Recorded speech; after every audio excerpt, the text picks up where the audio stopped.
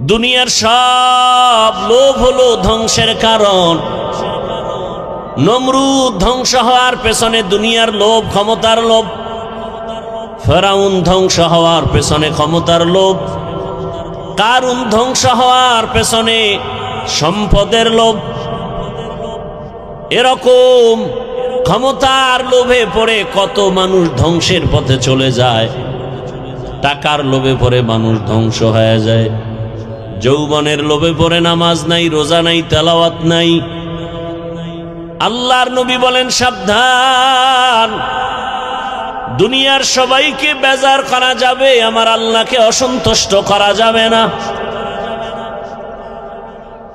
আল্লাহর হুকুমকে অমান্য করে যারা, এরা সব দুনিয়াদার, স্বার্থপর, লোভী। আর অন্যের হুকুম মানে নেতার হুকুম, মা বাবার হুকুম। বলে এক কথায় জবাব, দুনিয়ার সবার হুকুম মানা যাবে না আল্লাহকে বেজার করে। হায়াতের মালিককে, রিজিকের মালিককে, ইজ্জতের মালিককে। মানুষ তো এই তিনটা জিনিস খুঁজে, এই তিনটা চায়। সব দুনিয়াদারেরা এই তিনটা চায়। সম্মান চায়, হায়াত চায়, বেশি দিন বাঁচতে চায়, আর ভালো খানা দানা চায়। এই তিনোটা কার হাতে? জোরে বলো। ইয়া আইয়ুহান নাস